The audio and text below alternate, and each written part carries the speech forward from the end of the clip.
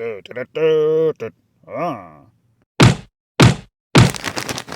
Jones? Jones? Welcome to the world of Mime Over Matter. Today we have the privilege of unboxing and playing with our brand new Neca figure. This is Casey Jones from Teenage Mutant Ninja Turtles. This version is from one of the original comic line, the Eastman and Laird version. So this is where it all started. And honestly, I'd say Casey Jones is probably one of the characters who has had the probably the least amount of design development. He still looks the same now as he does back then, which is a credit to just how awesome the original design was. And right now we're just taking a look at what's left of the box that Indiana Jones helped us unboxing. We got some really incredible artwork on the sides of it, and then there's just a display of what we could do with our Casey Jones and a little bit of the accessories to expect. So I don't know. I can't wait to accessorize him and put those in there. So, oh, there's the clay I stuck on the wall to get the box to stay up during the stop motion unboxing. And here is a little cool little insert that comes in the back of the box. I actually already have this one from another NECA comic series figure, so I'm not going to keep this one. And I don't actually use it for a lot of stop motions for backgrounds, and this is the reason why. We could stand Casey Jones in front of it, and he just looks gigantic. So the scaling's all off. I could actually maybe use it with some Lego figures. I never threw it away, so I still have it.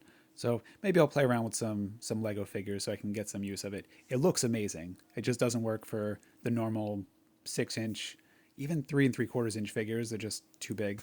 And let's take a look at some of Casey Jones' articulation. So we've got his shoulder's a little bit stiff, but the elbow is pretty good. I'll just have to work the shoulder in a little bit. He's got very slight wrist articulation. The neck articulation is amazing. He's got really good motion. I noticed that right out of the box. And his hips and legs, really amazing. His ab crunch is very minimal, but you can see from his ab detail, he doesn't really need to do any more crunches. And the legs and knees, really good. Not too much of an ankle, but I think that's because of the boots that he's wearing. So the design does limit that articulation a little bit. And his other shoulder is fantastic. All in all, very movable figure. Can't wait to do some more stop motions. And we've got ourselves a swappable head. So this is an unmasked version. And the coolest thing that comes with this unmasked version is you can actually put a mask on him. So the unmasked one actually becomes masked, but it's removable, which is awesome. So it's got a little piece back there. You could slide it on, and then you can actually take the mask on and off, which I cannot wait to do some stop motions with that. He could rip off the mask, and it actually looks like I want to say it's a slightly different looking design. That could just be because it's a little bit more forward, so it might be a little bit larger. All in all, I like it. The only thing I do like about the other one with the mask already on is I think the hair looks cooler on that, so I probably will leave that as my main display head, the one that he comes with. He's got a nice little bag to put all these goodies in. Who doesn't need a good weapon satchel? So let's put that on him. So as we take a look at the weapons, the ones we're not going to give him, we'll just pack away. So I'm trying to see if I could slide it over his shoulder and over his head. I don't think I'm going to do it. The strap on it is actually pretty tight, so it'll be pretty form fitting when he's on there. So I think the best thing to do is just take the figure's head off at the NECA and then put the bag on and then put the head back on the NECA.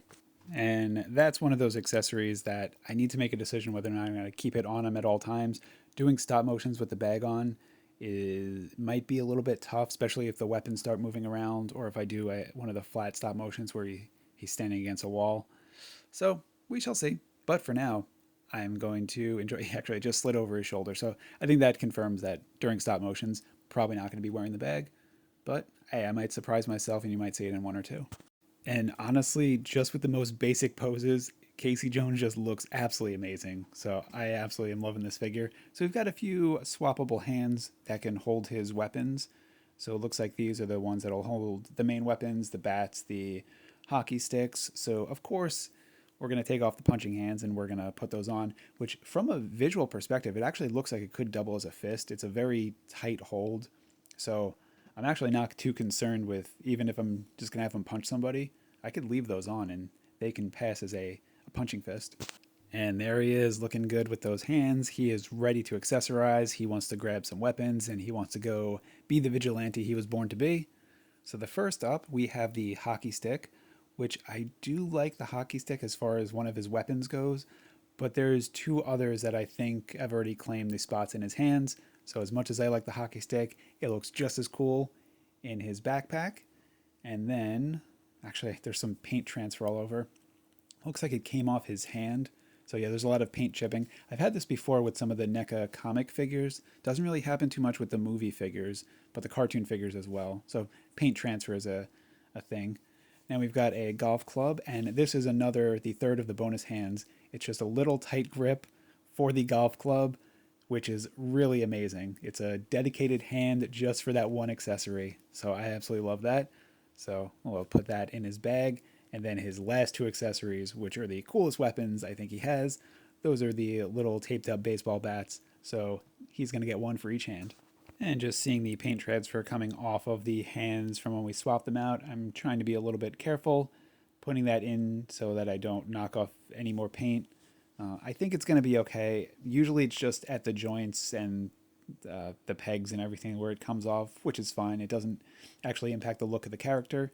But just to be safe, I'm going to be a little bit extra careful just because this is a pretty amazing figure and I do want to use him for a lot of follow-up stop motion, so I'm trying to keep him in as good shape as possible while I can.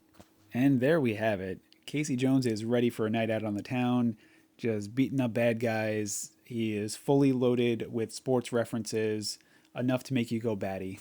And outside of the original Casey Jones Playmates figure, here's some more paint transfer to swipe that up. But outside of the original Casey Jones figure, this might actually be my favorite Casey Jones figure that I have seen. I absolutely love this figure. I think he's a 10 out of 10. Thanks for watching. Enjoy.